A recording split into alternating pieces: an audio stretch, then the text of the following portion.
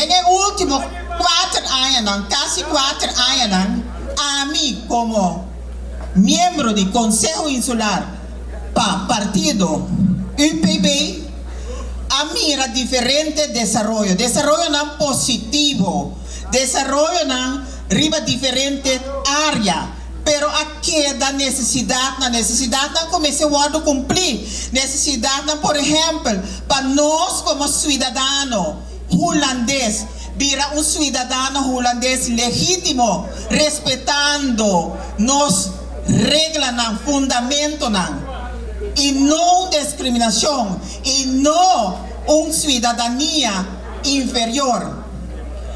Desarrollo, riba terreno de salubridade, riba terreno de educação, pero ainda tem necessidade.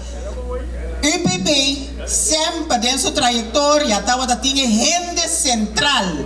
UPB sempre trabalha para o pueblo. UPB é partido de pueblo para pueblo. UPB tem sempre coração para a gente.